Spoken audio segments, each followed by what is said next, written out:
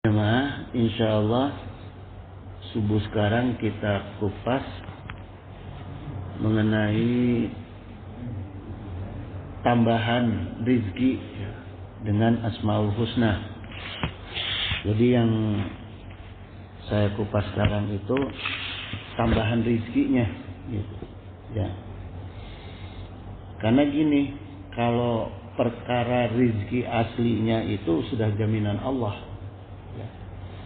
Itu sudah diatur oleh Allah masing-masing untuk para makhluknya gitu. Ya. Jadi nggak perlu kita membahas masalah rezeki intinya gitu. Ya. Wa qala Allah Ta'ala wa ma min dabbatin fil ardi illa 'alallahi rizquha gitu. Jadi tidak ada satupun dabah makhluk yang melata gitu, ya, makhluk yang merayap aja di muka bumi ini kecuali Allah memberi rizki kepada dia gitu. Apalagi kita gitu, manusia ya, yang dikhususkan oleh Allah sebagai khalifah, jadi dijamin oleh Allah pasti ada rizkinya. Ini ada kisah dalam kitab Al-Bidayah wa Nihayah ya, yang diceritakan oleh Ibnu Katsir ya. Jadi ada bapak-bapak gitu ya, seorang bapak mengadu ke ulama ya, ke ulama tabi'ut tabi'in, Syekh Ibrahim bin Adam. Jadi dia tuh ngeluh kepada Syekh Ibrahim bin Adam ini bahwa masalah rizkinya itu karena anaknya banyak gitu. Ya. Jadi karena anaknya banyak, akhirnya dia mengeluh perkara rizkinya gitu. Ya.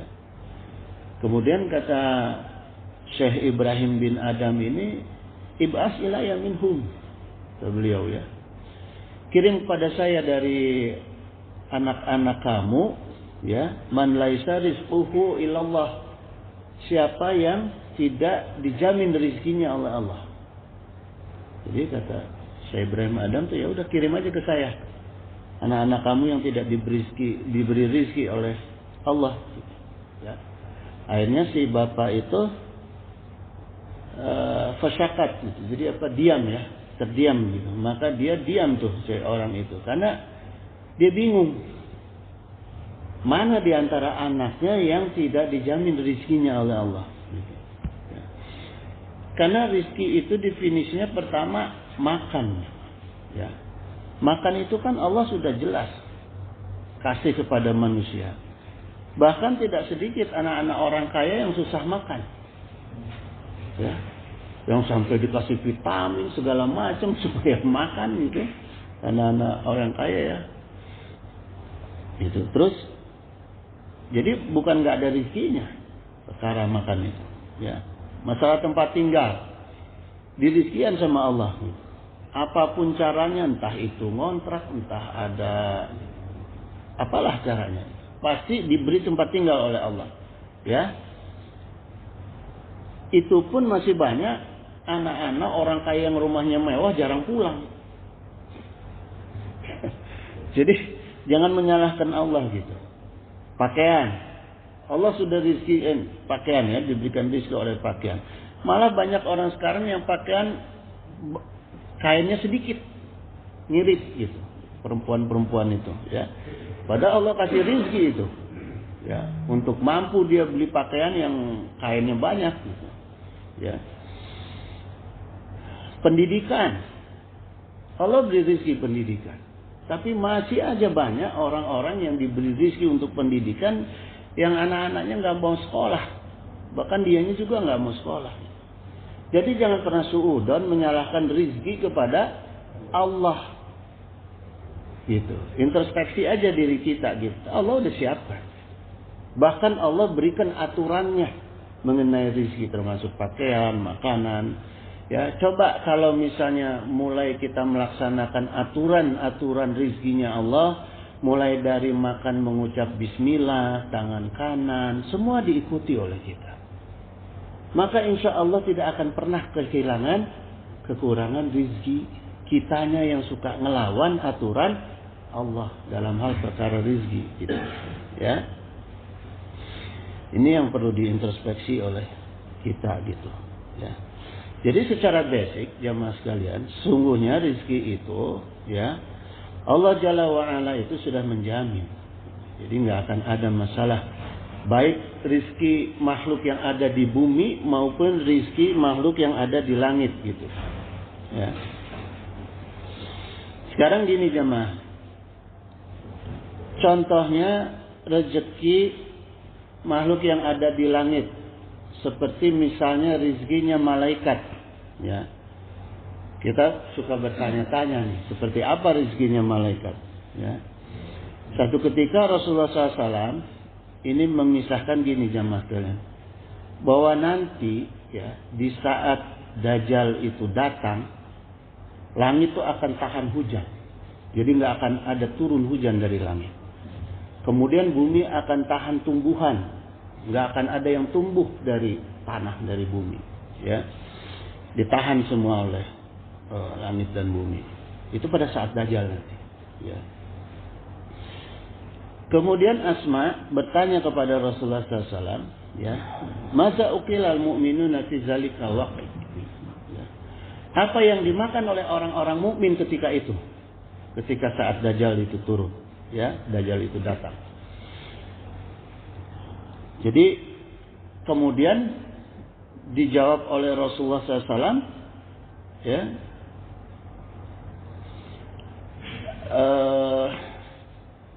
yazihim mayazi'ah apa nih? Yazihim mayadzi akhlas sama'i gitu, ya.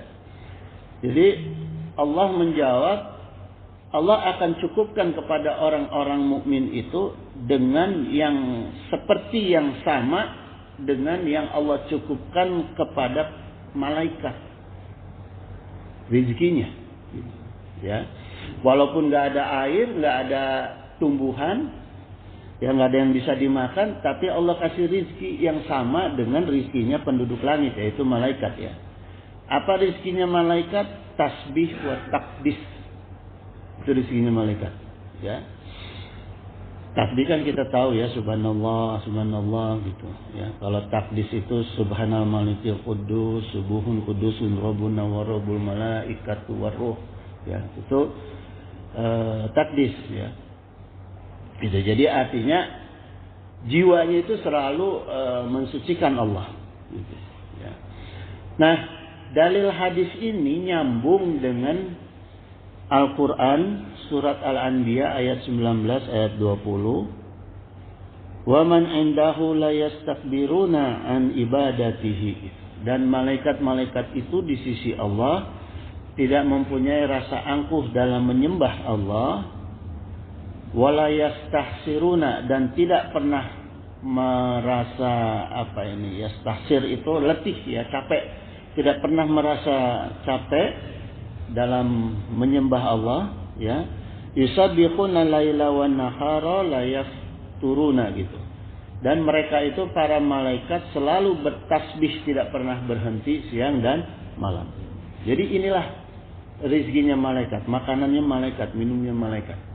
Malaikat hidup itu tidak dengan makanan tapi dengan zikir, gitu, ya. Dengan bertasbih kepada Allah. Jadi ini ambil hikmahnya jamaah dari hadis dan ayat ini, ya. Kalau kita nggak mau kekurangan rezeki, ya bertasbihlah kepada Allah. Ini yang dicontohkan gitu. Sehingga malaikat aja tidak butuh rezeki karena sudah dengan bertasbih, gitu. Sudah menjadi makanan tasbih itu. Nah, ketika kita sudah menjadikan tasbih itu menjadi nutrisi, insya Allah tuh makanan pokok nggak akan hilang. Ya, kebutuhan pokok nggak akan pernah habis gitu, ya. Nah, kemudian jemaah sekalian, yang perlu kita tafakurkan, ya, bahwa siapa saja yang diberikan kenikmatan di dunia ini, baik di akhirat maupun kenikmatan dunia, ya, itu semua datangnya dari Allah asalnya. Itu yang harus kita tafakuri, kita imani. Kemudian siapa saja yang menerima karunia suatu kenikmatan, asal karunianya itu adalah dari Allah. Ya. Bahkan kalaupun ada kedermawanan makhluk, itu adalah kedermawanannya sebabnya karena Allah. Ya. Karena Allahul ladzi ya muqallibal qulub. Allah yang membulak-balikan hati gitu. Jadi kalau Allah tidak membulak-balikan hati, tidak akan ada makhluk satupun yang akan menjadi perantara rezeki untuk kita. Gitu. Ya. Ada orang yang udah kesusahan, nggak bisa tuh dapat rezeki. Ya, walaupun misalnya tetangganya orang kaya, tetangganya pejabat gitu. Tapi sulit dapat rezeki karena Allah tutup hatinya. Ya, jadi tetap sumbernya kembali kepada Allah. Kalau kita udah pasrah kepada Allah, orang yang nyamperin, orang yang akan kasihan sama kita, orang yang akan sayang sama kita. Gitu. Ya. Jadi kalau kita kita akal-akalin tuh sebel tuh orang tuh. Ya. Lihat pengemis di jalan, maaf, kadang ada hati kita tuh pengen ngasih, ada kadang-kadang kita sebel gitu. Ya, gimana doanya orang itu gitu, ya. Gimana dekatnya dia kepada Allah.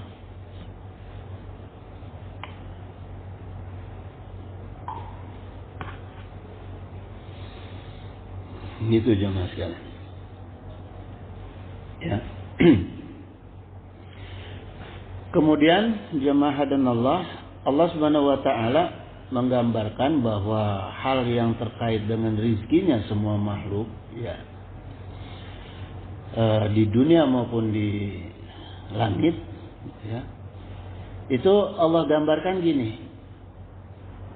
Kalau yang terkait dengan rezeki, ya, atau rizki, semua makhluk itu pasti didasari oleh rasa cemas, rasa was-was, ya, dan ada keraguan-keraguan pasti itu. Dapat nggak ya? Mungkin nggak ya? Jadi nggak ya proyeknya? Pasti itu. Ya. Pokoknya terkait dengan rezeki, pasti di dalam jiwa manusia itu ada, baik itu cemas, was-was, ya, keraguan-keraguan gitu, ya. Karena ada sejarahnya, jemaah.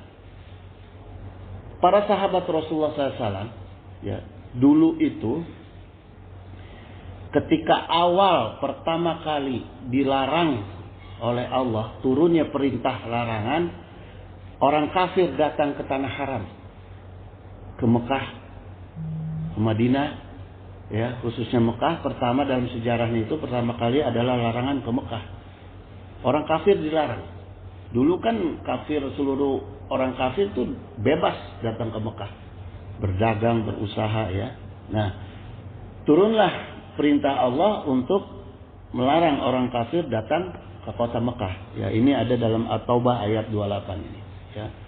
Allah Subhanahu wa taala berfirman, "Ya ayyuhallazina amanu innamal musyrikuna najasun." Jadi tegas Allah sampaikan bahwa orang-orang beriman, sungguh orang-orang musyrik itu, ya, orang kafir itu najis, kotor jiwanya. Najis itu maksudnya bukan fisiknya, ya, tapi digambarkan di sini adalah najis jiwanya, karena dia menutup diri dari akidah gitu, ya. Fala yaqrabul masjidal harama ba'da amihim. Nah, ini perintahnya jelas Allah sampaikan, janganlah mereka itu datang mendekati Masjidil Haram setelah tahun ini. Jadi dalam Al-Qur'annya ditegaskan ini, ya. Turun perintah bahwa tidak boleh orang kafir datang ke Mekah. Nah, saat turun perintah seperti itu, para sahabat bingung itu, cemas. Aduh, gimana nih? Karena sementara Mekah itu kehidupannya hanya dari perdagangan. Kalau orang kafir dilarang, kita mau dagang dengan siapa, kan begitu? Ya, sahabat bingung, resah tuh sahabat dengan turunnya perintah Allah ini. Ya. Kemudian dalam menghadapi situasi para sahabat yang bingung itu, kalau Allah Ta'ala aidun, Allah menyampaikan lagi firman-Nya, wa in khiftum ailatan gitu, ya. Wa in khiftum ailatan, dan kalau kamu itu khawatir tidak dapat rezeki dari orang-orang kafir itu, maka fasaufa yukhnikumullahu min fadlihi. Allah lah yang akan ganti. Allah lah yang akan jadikan keutamaan kalian kepada kalian. Bahkan di sini dikatakannya, ya, yugnikumullah. Jadi Allah yang berikan karunia yang kemewahan, karunia kemewahan kepada para sahabat, gitu, ya. Karena supaya nggak ragu-ragu menerima perintah Allah, gitu, ya. Innallaha alimun hakim. Sungguh Allah itu maha mengetahui dan maha bijaksana. Jadi jemaah dijamin sama Allah, gitu. Akhirnya kita lihat sampai sekarang Mekah malah mau bangun gedung lebih tinggi paling tinggi sedunia.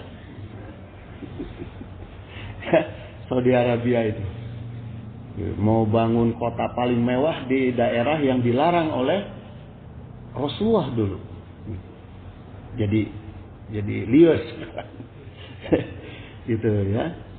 Nah, kemudian dalam situasi seperti itu Rasulullah juga menegaskan kepada para sahabat, inna hadzal balada harimahullahu yauma khalaqas samawati wal ard.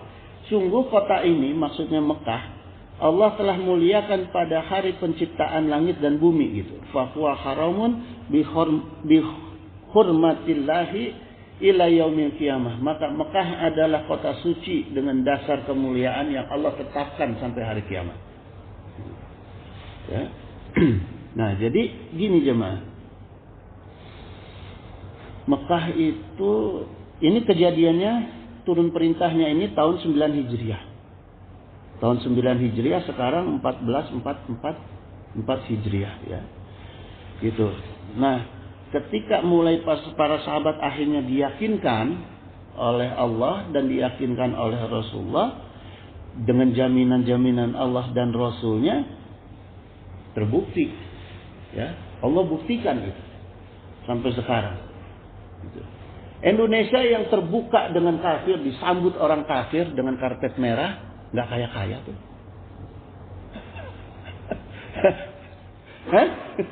Kayak mana Indonesia dan Mekah dengan Saudi? Padahal kita membuka dengan karpet merah. Orang kafir suruh datang, suruh investasi. Orang-orangnya suruh datang. Bukan hanya duitnya, orang-orangnya suruh datang, suruh kerja di Indonesia. Tambah miskin. Ya. Karena apa? Karena ada larangan-larangan Allah dan larangan-larangan Rasulnya yang tidak diperhatikan.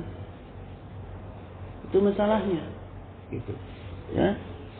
Ada nggak negara lain yang lebih kaya dari Saudi? Ada, kelihatannya aja.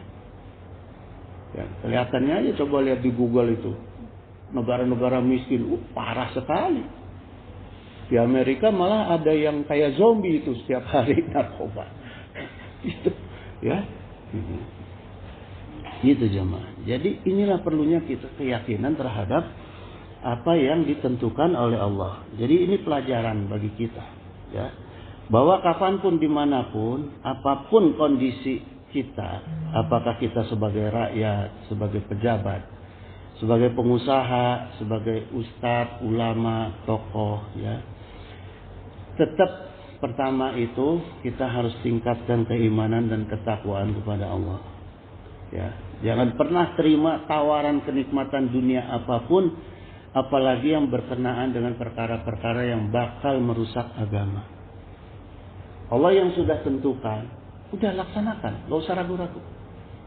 Laksanakan apa yang ditentukan oleh Allah, apalagi yang terkait dengan hukum-hukum Allah dan Rasulnya, gitu, ya. Karena gini jemaah, ya, kita sebagai manusia ada rasa takut itu wajar.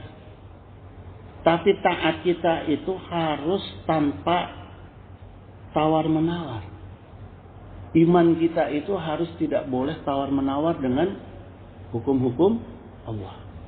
Gitu. Ya. Kalau sudah seperti itu, Allah yang jamin. Kalau Allah yang jamin, janji Allah itu ya nggak cuma seperti kita. Pasti gitu ya. Itu jemaah. Kemudian gini, ya mas sekalian, ya.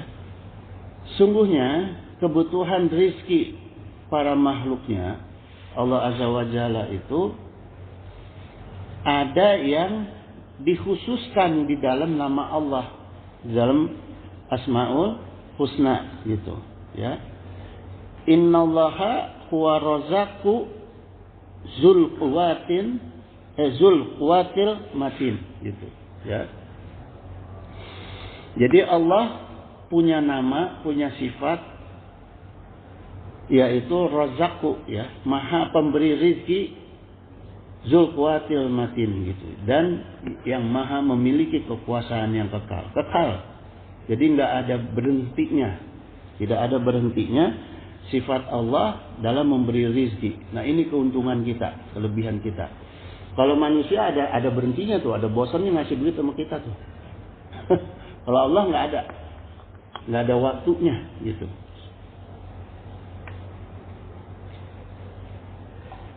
Ya. Nah, sekarang ini jaminan Allah dalam Az-Zariyat 58. Kemudian apa yang menjadi fadilah dari Asmaul Husna, dari jaminan atas nama Allah itu, ya.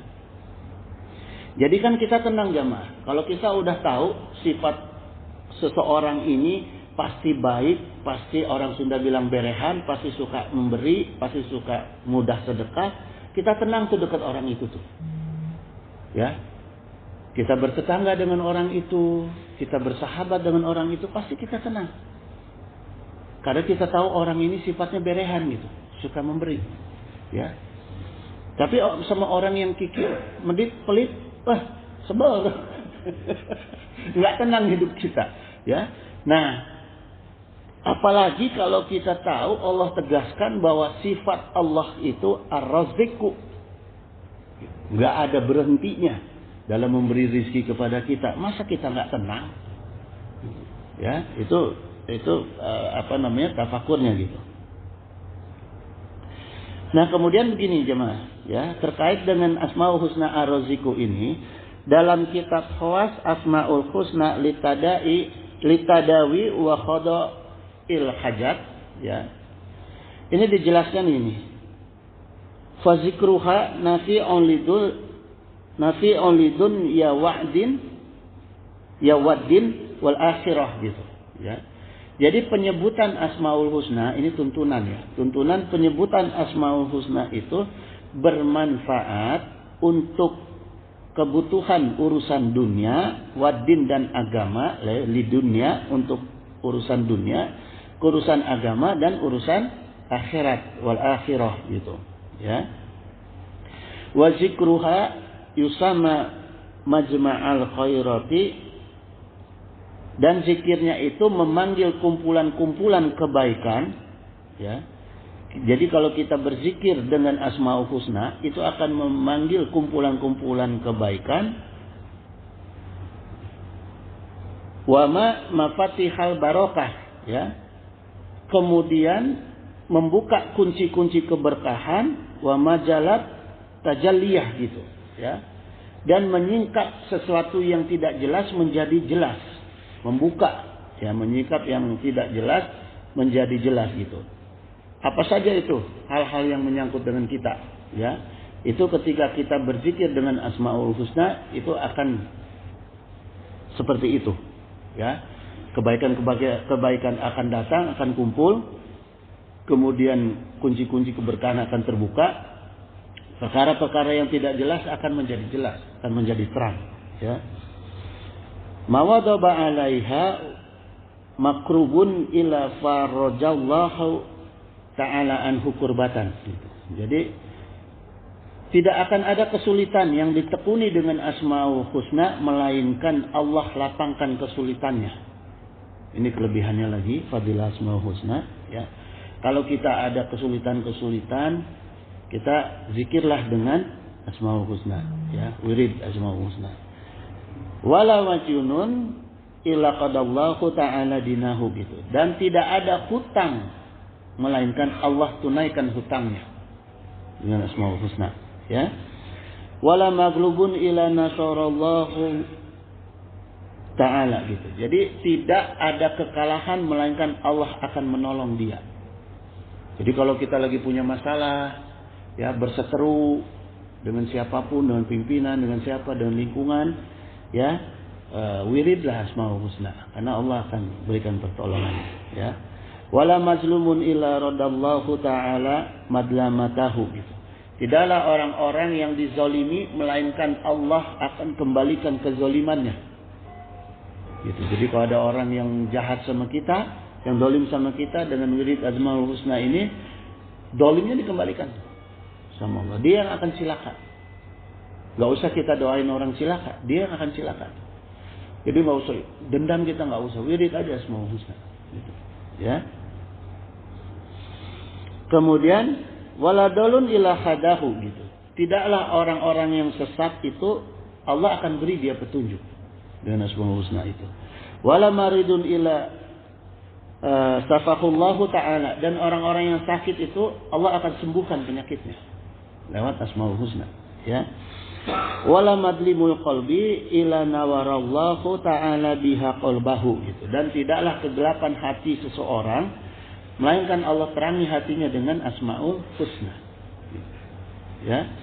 Jadi gini jemaah, kesimpulannya dalam kitab ini diterangkan, ya, selama dalam masa kita sedang berhutang, sedang kesulitan, sedang berseteru, ya, sedang didolimi, sedang sakit, sedang gelap hati, gitu, ya, selalu kita wiridkan Asmaul Husna, gitu, amalkan Asmaul Husna. Insya Allah Allah akan lepaskan itu semua. Allah akan buka itu semua, ya, Allah akan hilangkan itu semua, gitu. Nah sekarang caranya bagaimana Asmaul Husna-nya gitu. Karena nama-nama Allah itu banyak. Nah itulah kita perlu ulama untuk merumuskan wirid-wirid dari Asmaul Husna itu.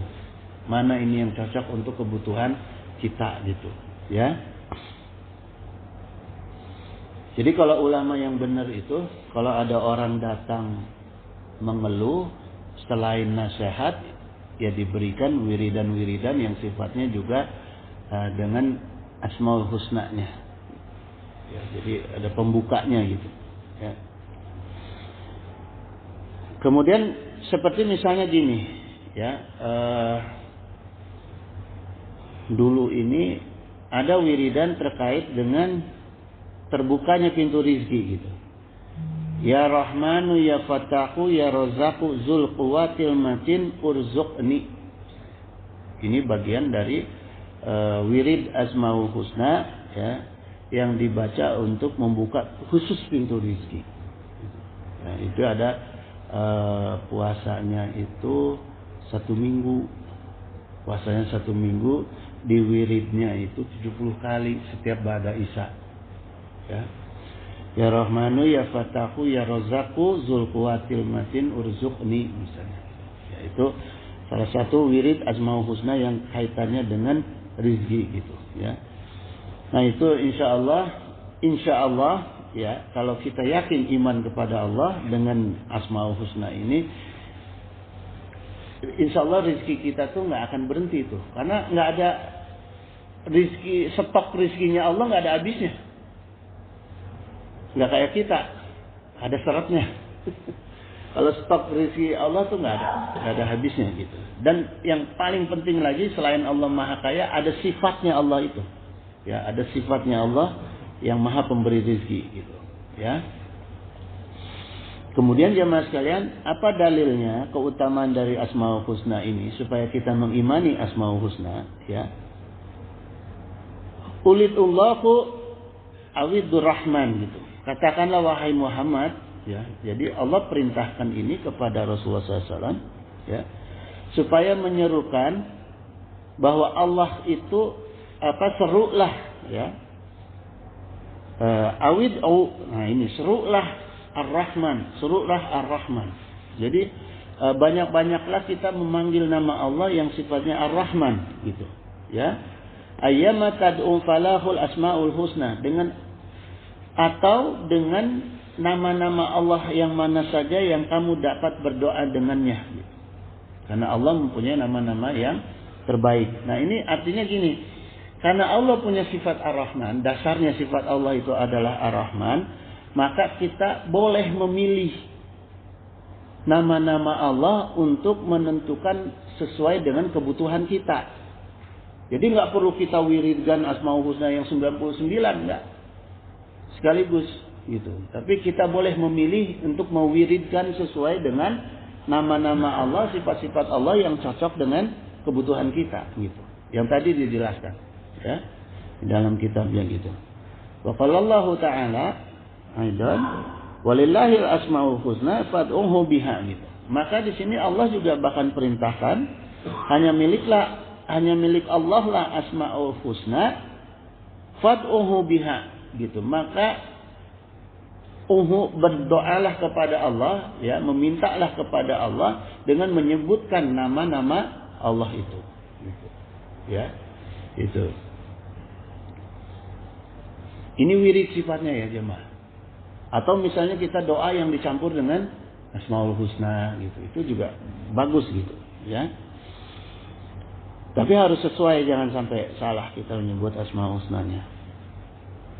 Nah, kemudian gini jemaah, ketika Rasulullah SAW menjelaskan surat Al-A'raf ayat 180 tadi, ada seorang sahabat yang bertanya, "Ya Rasulullah, bolehkah kami mempelajari Asmaul Husna?" Kemudian Rasulullah SAW menjawab, "Bala, yang bagi liman sami'aha." Ya, benar, boleh. Gitu. Kata Rasulullah, ya boleh gitu ya. Bahkan dianjurkan bagi setiap orang yang mendengar Asmaul Husna ayat alamaha gitu ya, mempelajari dari Asmaul Husna itu. Jadi Rasulullah sunahkan kepada kita, ajarkan kepada kita, kalau kita mendengar ada seseorang yang menyebut nama Asmaul Husna itu, kita pelajari apa sih maksudnya gitu. Kita dalami ini, tujuannya apa nama ini, nyangkutnya dengan kebutuhan kita yang apa. Memang ini yang dianjurkan oleh Rasulullah SAW, diajarkan ya. Ayat alamaha gitu. Alama, jadi perintah Rasulullah itu untuk mempelajari gitu. Apa yang kita dengar dari nama-nama Allah itu. Jadi kita harus pelajari, harus membaca tuh bagian dari Asmaul Husna.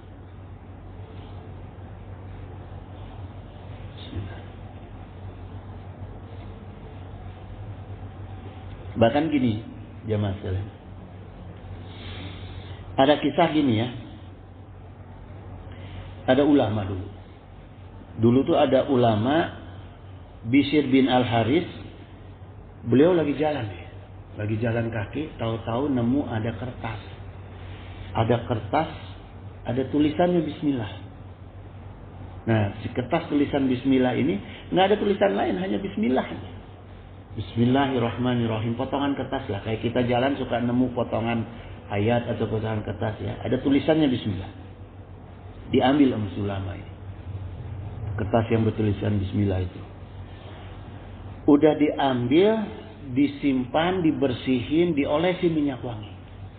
Si kertas Bismillah ini, ya. Malamnya mimpi ulama Bishr ini. Ya Bishr dalam mimpinya itu, tapi nggak ada wujudnya, hanya suaranya. Ya Bishr, engkau telah menyelamatkan nama aku dalam mimpi itu, ya. Sehingga tidak diinjak-injak orang lain. Kemudian engkau bersihkan, engkau berikan minyak wangi, ya. Maka sebagai balasannya aku akan harumkan nama kamu di muka bumi. Di dalam mimpinya disebutkan seperti itu, gitu, ya. Baik di bumi maupun di akhirat, di dunia dan di akhirat. Dan terbukti ulama Al-Bishr ini sebagai pengarang kitab yang dikenal dan namanya itu disanjung-sanjung oleh manusia gitu. Ya. Jadi maknanya jamaah, kita ambil hikmahnya, kalau kita lagi jalan itu lihat ada kalimatullah, ya tulisan bismillah kah apa di jalan itu, jangan dibiarin, ambil simpan, gitu. Simpan aja, bersihin, simpan. Itu penghormatan kita terhadap Asmaul Husna. Ya, kadang kan kita melihat potongan-potongan banyak, ada apalagi ada yang jadi bungkus gorengan apa, aduh, nauzubillah. Jangan sampai terjadi seperti itu. Karena ini dicontohkan, ambil fadilahnya. Ambil fadilahnya, gitu ya. Bersihin, ini nama Allah. Ini kalimatullah, kalamullah gitu. Ya, jangan akhirnya kita biarkan nanti kita juga ikut-ikutan dalam menghinakan Asmaul Husna, nama Allah gitu, ya. Gitu jemaah. Kemudian jemaah sekalian, kita coba kupas lebih dalam lagi, khusus Asmaul Husna, ya, salah satu Asmaul Husna yang fadilahnya langsung terkait dengan rezeki makhluk, yaitu Ar-Razzaqu, ya. Nah, menyebut satu nama sebagai salah satu, kita ambil salah satu contoh, ya, Ar-Razzaqu. Jadi aturannya untuk menyebut satu nama sebagai nama Allah itu harus berdasarkan dalil, jemaah. Ya, jadi ada aturan dalilnya, ya, atau yang diistilahkan oleh ulama itu dengan istilah tauqifiyah, gitu. Dalilnya itu tauqifiyah, gitu. Jadi sepakat ulama 4 mazhab, ya, al aslu fil ibadati tauqifu, gitu. Ini 4 mazhab sepakat, ya, ulama 4 mazhab, hukum asal perkara ibadah itu adalah tauqif, ya. Tauqif itu maksudnya ketetapan yang tidak boleh berubah, itu tauqif, gitu, ya. Nah, perkara-perkara apa saja yang masuk dalam hukum tauqif, yaitu perkara yang masuk dalam ibadah mahdoh, itu tauqif, ya. Jadi begini jemaah, umat Islam itu boleh melakukan kebiasaan apapun selama tidak melanggar apa yang dilarang oleh Allah dan Rasulnya. Ya, kenapa ini saya angkat? Karena saya banyak mendengar ada juga sekarang kelompok-kelompok ulama yang pernah saya katakan yang ilmunya disembunyikan.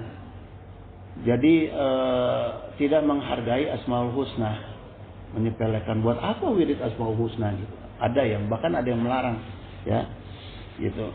Jadi sedikit-sedikit bid'ah. Nggak ada tuh contohnya Rasulullah. Gitu. Jadi ada kelompok-kelompok yang seperti itu, gitu, ya. Gitu. Nah, jadi hukum bid'ah itu dasarnya adalah hukum tauqif, ya. Dan juga hukum perkara muhdasa itu hukum taklif, jemaah, secara fikih, ya. Apa itu dalilnya, dasar dari hukum taklif itu? Wa qala Nabi sallallahu alaihi wasallam, a'lamu ummati bihalalil wal harami Mu'adz bin Jabal. Jadi ini sejarah Rasulullah SAW ini pernah mengemukakan kepada para sahabat, umatku yang paling tahu dengan perkara halal dan perkara haram adalah Mu'adz bin Jabal. Gitu. Diterangkan oleh Rasulullah SAW, ya.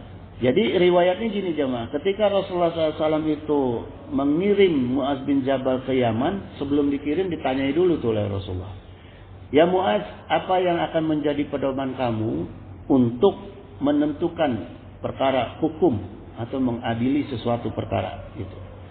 Mu'adz jawab, kitabullah. Itu dasarnya pertama, ya. Kalau tidak ada di kitabullah, apa ya Mu'adz? Dijawab oleh Mu'adz, sunatullah, ya, sunnah Rasul, sunnah bukan sunatullah, maaf, sunnahnya Rasulullah SAW, gitu, putuskan dengan sunnah Rasul. Terus ditanya lagi oleh Rasulullah, kalau tidak ada di dalam sunnah aku, engkau akan putuskan dengan apa, wahai Mu'adz bin Jabal? Saya gunakan pikiranku untuk berijtihad. Ya, jadi ada kata Muaz bin Jabal, kalau tidak ada di dalam Quran, di dalam Sunnah akan dipakai pikiran jihadnya, istihad, gitu. Ya. Kemudian Rasulullah SAW bersabda, ya Muaz, wallahi ini liuhi buka gitu. Hai Muaz, demi Allah sungguh aku benar-benar mencintai kamu. Jadi dalilnya seperti ini jemaah. Dari Quran, dari Sunnah, dan boleh kita beristihad gitu. Ya. Ijma' ulama gitu.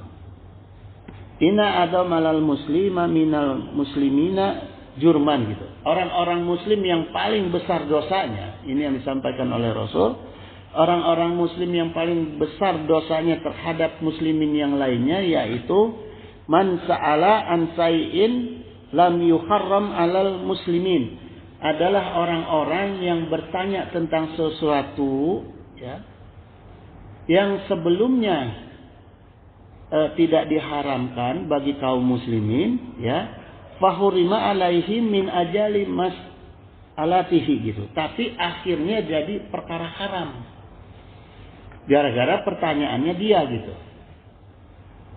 Nah ini dosa orang yang paling besar jemaah. Ya, ada hukum yang belum ditetapkan di dalam Al-Quran dan belum ditetapkan di dalam Sunnah, ya. Gara-gara dia bertanya, akhirnya dia diharamkan. Nah ini dosa yang paling besar. Contohnya apa? Ya, ini yang saya catat contohnya. Ada orang yang nanya, Maulid Nabi itu benar apa enggak ya?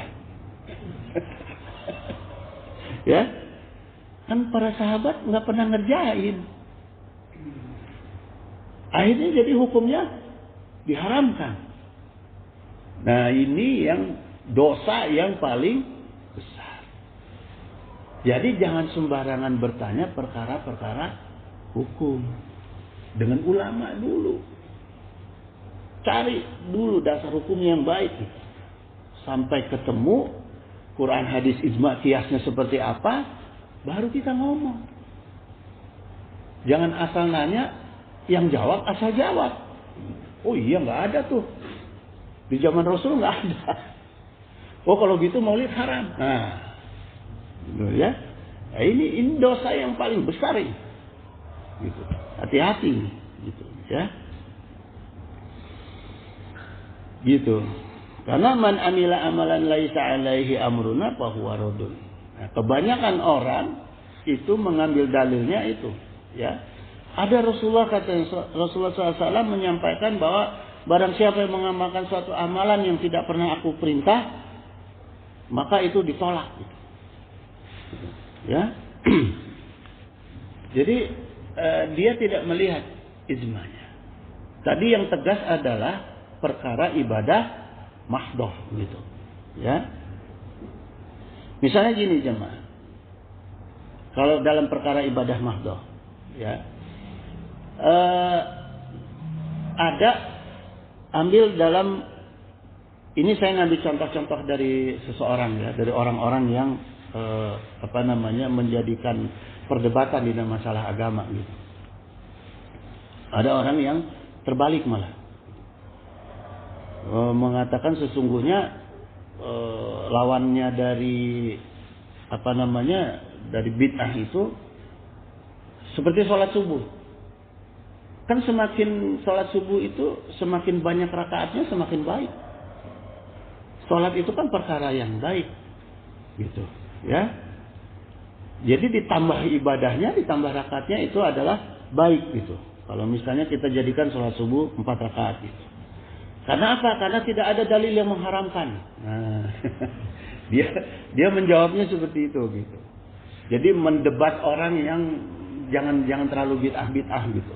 Dia bilang itu kalau gitu sholat subuh dijadikan 4 rakaat aja, karena tidak ada dalil yang mengharamkan. Nah ini ada orangnya seperti itu, jemaah ya. Padahal dalilnya jelas. Sholu kama ra'aitumuni usolli. Kalau dalam perkara ibadah mahdoh seperti contoh sholat, Rasulullah sudah tegaskan. Contohlah aku. Ro'aknya di sini bukan melihat tapi mengetahui. gitu ya. Ketahui apa yang kamu ketahui cara aku sholat gitu ya.